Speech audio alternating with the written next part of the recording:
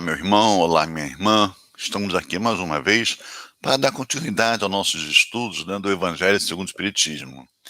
Hoje, então, nós vamos dar continuidade ao capítulo 5, Bem-aventurados os aflitos, no item que fala sobre o suicídio e a loucura. Vamos então à nossa leitura, nossos estudos. A calma e a resignação, adquiridas na forma de considerar a vida terrestre e na fé no futuro, dão ao espírito uma serenidade que é a melhor defesa contra a loucura e o suicídio. Efetivamente, é certo que a maioria dos casos de loucura são devidos à comoção produzida pelas vicissitudes que o homem não tem forças para suportar. Portanto, se ele, pela maneira com que o Espiritismo o faz encarar as coisas deste mundo, recebe com indiferença, até mesmo com alegria, os reveses e as decepções que o deixariam desesperado em outras circunstâncias, é evidente que essa força obtida pela compreensão que o Espiritismo lhe dá e que o coloca acima desses acontecimentos, preserva sua razão dos abalos que poderiam perturbá-la. Acontece o mesmo em relação ao suicídio. Se fizermos exceção aos que ocorrem na embriaguez ou na loucura, e que podem ser chamados de inconscientes, é certo que, quaisquer que sejam os motivos particulares, eles sempre têm como causa um descontentamento. Ora, aquele que está certo de ser infeliz só por um dia e de serem melhores os dias seguintes, facilmente adquire paciência. Só se desespera quando não vê um fim para os seus sofrimentos. E o que é a vida humana em relação à eternidade, senão bem menos que um dia? Porém, para aquele que não crê na eternidade, que acredita que nele tudo se acaba com a vida, se estiver atormentado pelo desgosto e pelo infortúnio, só na morte vê o fim desses males. Nada esperando, ele acha muito natural, muito lógico mesmo, abreviar sua infelicidade pelo suicídio. A incredulidade, a simples dúvida sobre o futuro e as ideias materialistas são, em uma palavra, os maiores estimulantes ao suicídio. Elas produzem a covardia moral. E quando se vêem homens de ciência apoiarem-se sobre a autoridade do seu saber, esforçando-se para provar aos seus ouvintes ou aos seus leitores que eles nada têm a esperar após a morte, não é induzi-los a concluir que, se são infelizes, o melhor que têm a fazer é se matarem. Que lhes poderiam dizer para desviá-lo disso? Que compensação lhes poderiam oferecer? Que esperança lhes podem dar? Nada além do nada.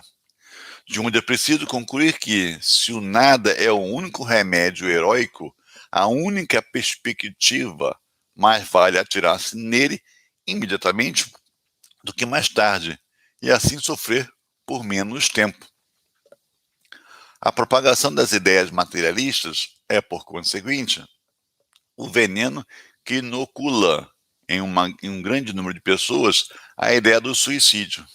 E aqueles que deles se fazem apóstolos assumem uma terrível responsabilidade. Com o Espiritismo, a visão da vida se transforma, pois a dúvida não é mais permitida. O crente sabe que a vida se prolonga indefinidamente além do túmulo, mas com outras condições. Daí a paciência e a resignação que afastam, muito naturalmente, a ideia do suicídio. Daí, em uma palavra, a coragem moral. O Espiritismo ainda tem, sob esse aspecto, um outro resultado igualmente positivo e talvez mais determinante. Ele nos mostra os próprios suicidas, vindo nos dar conhecimento da sua situação infeliz, provando que ninguém transgride impunemente a lei de Deus, que proíbe ao homem abreviar a sua vida. Entre os suicidas, existem aqueles cujo sofrimento embora seja temporário em lugar de eterno, não é menos terrível e de natureza a fazer com que reflita muito bem qualquer pessoa tentada a partir da terra antes da ordem de Deus.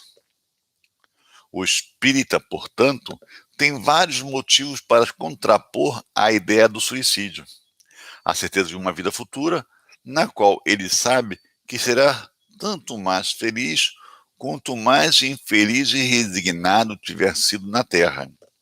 A certeza de que, abreviando sua vida, ele chega a um resultado totalmente contrário ao que espera, que se liberta de um mal para cair em um pior, mais longo e mais terrível, que se engana ao crer que, se matando, irá mais rápido para o céu, que o suicídio é um obstáculo a que ele encontre no outro mundo, as pessoas que foram objetos de suas afeições e que lhe espera encontrar. Daí a consequência de que o suicídio, dando-lhe apenas decepções, é contra os seus próprios interesses.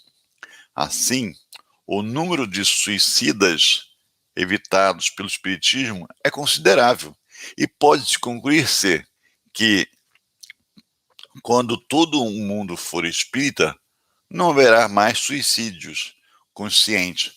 Portanto, comparando-se os resultados das doutrinas materialista e os da doutrina espírita, somente sob o ponto de vista do suicídio, observa-se que a lógica das primeiras a ele conduz, enquanto que a lógica do espiritismo o evita, fato que é confirmado pela experiência. E aí, meus irmãos, a gente, com essa informação trazida pelo Evangelho no dia de hoje, pensamos que realmente, como nós estudamos na semana passada, a questão da resignação, se nós entendemos que Deus é Pai, Deus é amor, como já falava na semana passada, e tudo é no sentido de nós avaliarmos a nossa postura e termos uma decisão mais acertada, que ele leva a ser feliz, entendendo que a nossa vida, nós, como ser pensante, nós não estamos limitados a esta encarnação. Nós tivemos um começo, um início, um ponto de partida, onde o Pai nos criou. Mas a partir daí, não teremos fim. Seremos eternos, vamos dizer assim. Então, ao cristão, ao espírita, mas em particular, com essa condição desse conhecimento trazido pela doutrina espírita, ele sabe que o que está passando, por mais difícil que seja esse momento, vai passar. Tem um fim, né? Tem um fim. Com tudo que a doutrina cristã, a doutrina espírita, nos traz, ele tem todo um arsenal, né, de informações que dá esta segurança, lhe dá esse suporte para ele encarar com resignação, pedindo ao Pai, não para afastar o cálice, mas para dar força, para ele, com resignação, dar o seu testemunho de fé no Pai, de fé no amor. E aí, para ele, não tem mais suicídio. Não tem essa possibilidade. Porque ele sabe que com o suicídio, ele não dá termo ao seu sofrimento, à sua angústia, ao seu desespero. Não. Ele contrai mais problemas para ele. Né? Quando ele percebe, após o seu desencarne, através do suicídio, que ele continua a viver. Ele não morreu. Então ele não resolveu o problema que o angustiava, porque o problema que o angustiava, que o martirizava, não estava no seu corpo físico, estava em si. E como em pessoa, como espírito individualizado, ele continua com um problema. Ele carregou para o mundo espiritual, ele carregou para além da matéria, como nós compreendemos, o problema. Ele não resolveu. Né? E o espírita sabe disso. O espírita sabe disso. Então nós temos aqui que parar para refletir. É uma das propostas do nosso estudo do Evangelho. Dar-nos condição de entendimento, de entender a proposta de amor do nosso Pai. né, esclarecida, vivenciada pelo nosso querido irmão Jesus, que veio aqui trazer, através de palavra, através de ações, como devemos fazer para vencer nossas dificuldades, ultrapassar os obstáculos trazidos pela nossa ignorância do saber, por nossas decisões, como eu falei na semana passada, né? Nossas decisões equivocadas, mas que faz parte da nossa marcha para a evolução, para o progresso, para a felicidade junto com o Pai, né? Então, nós temos que, diante desse estudo, parar e refletir e ter a certeza. Suicídio não é a opção. Suicídio não é a solução. Loucura também não. Aliás, os dois se assemelham, porque os dois partem do ponto de vista que não tem o que fazer. Não tem solução. E o Cristo veio mostrar para a gente que solução sempre há. Solução sempre há. E nós que temos que entrar em sintonia com o amor de Deus para conseguir perceber a solução que está conosco, está na nossa consciência. Na nossa consciência reside a lei de Deus. Então é parar, refletir, deixar nossa vaidade de lado, nosso orgulho, porque nada disso vai nos ajudar. Jesus não era orgulhoso, Jesus não era vaidoso. Não é verdade, gente? Mas nós ainda somos, né? Nós ainda somos muito orgulhosos, temos muita vaidade, e isso nos atrapalha. Mas para isso Jesus veio aqui, para mostrar o caminho que não atrapalha, que não dificulta, que não prejudica a nossa marcha para o Pai. A volta do filho pródigo, né? Então, temos isso em mente.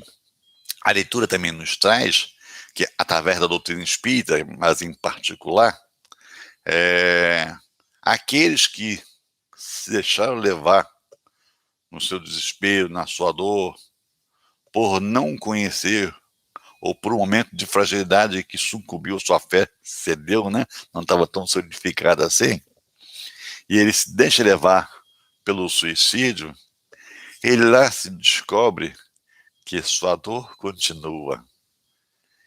E ele, na sua dor, ele conseguiu aumentar. Porque imagina o seguinte, não tem nada, nenhum desequilíbrio na lei de Deus, uma coisa que desequilibra a lei de Deus, né?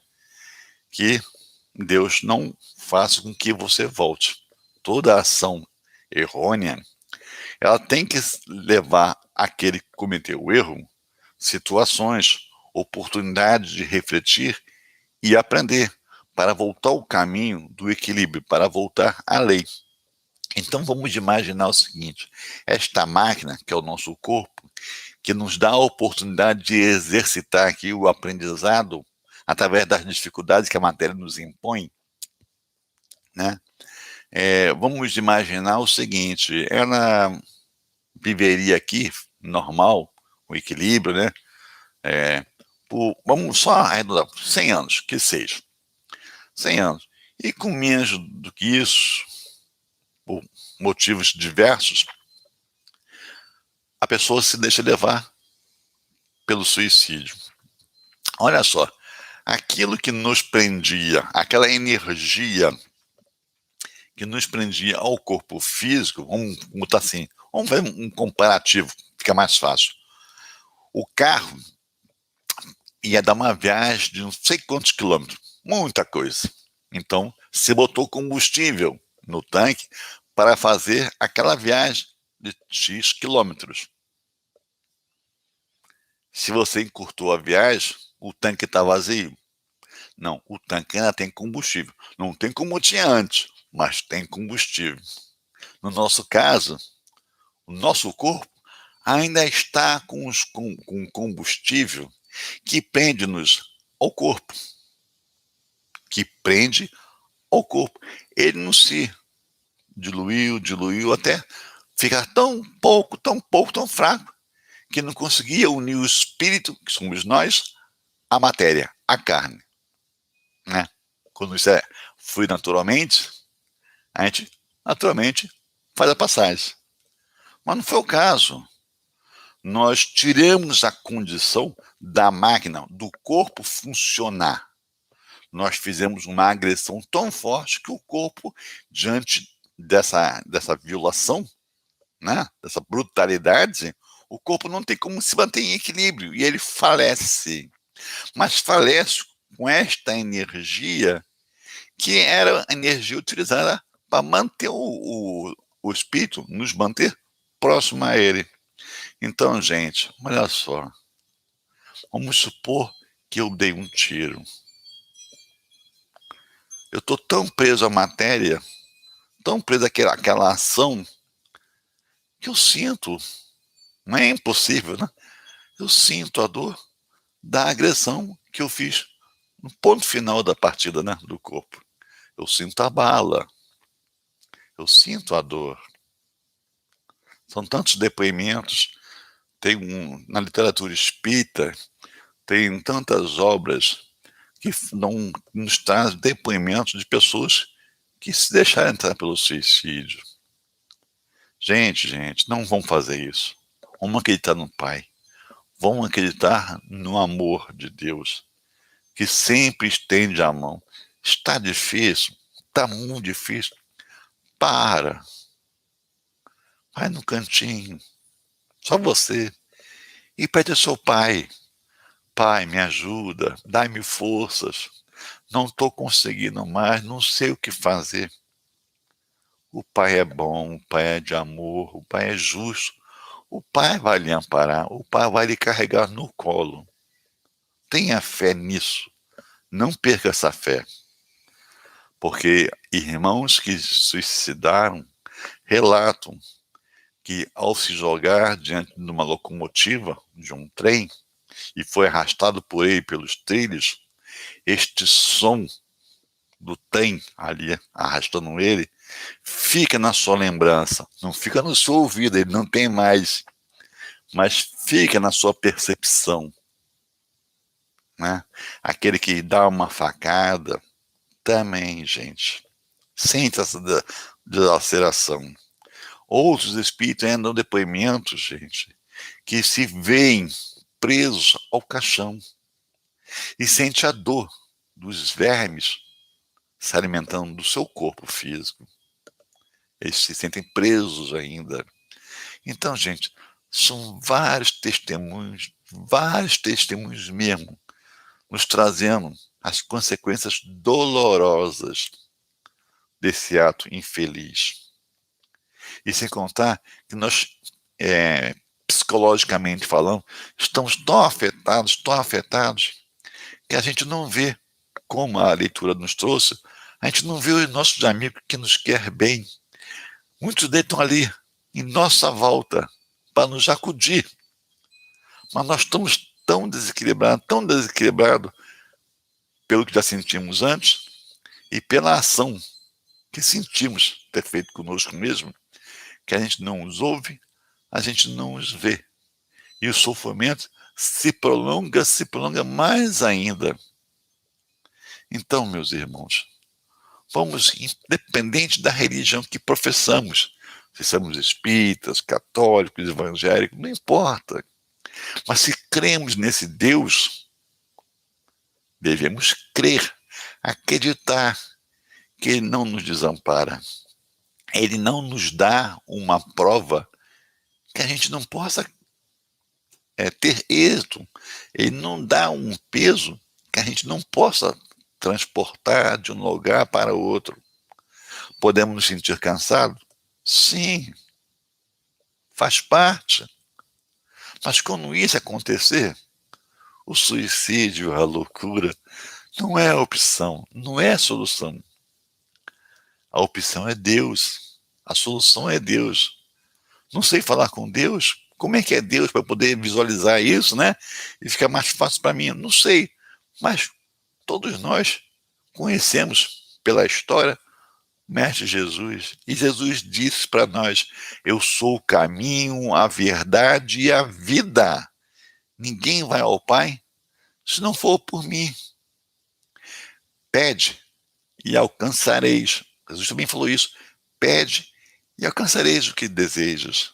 Então, meus irmãos, está difícil, mesmo com o conhecimento cristão que você tem, não importa a denominação religiosa, mas mesmo com esse conhecimento, está difícil porque a dor está maior do que você pode aparentemente achar que suporta.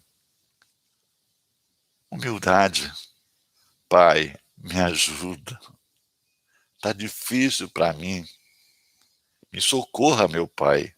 Me dá uma ideia, envia um anjo seu para me dar uma dica, para massagear o meu coração sofrido. Tenha certeza, ele vai. A gente diz que o amor que chega mais perto, mas é distante, né? Mais perto do pai é o amor de uma mãe. E a mãe não atende a súplica do seu filho? Atende, não. Isso a gente sabe, né? Se a mãe atende a súplica de um filho seu, que dirá Deus, que é muito mais. Então, meus irmãos, com essas reflexões, com esses pedidos, nós aqui encerramos por hoje, né, o estudo da semana, com a certeza de aqui podermos estar juntos com o Mestre Jesus, com os Espíritos amigos, a dar continuidade nesse nosso estudo do Evangelho de Jesus. Fique conosco, Jesus, nos envolva a nós, aos nossos lares, aos nossos familiares, a nossos amigos. E que possamos, meus irmãos, semana que vem, continuarmos esse estudo como uma proposta de reflexão, uma proposta de humildade, uma proposta de crescimento no amor do Pai para todos nós. Até semana que vem, meus irmãos. Muita paz.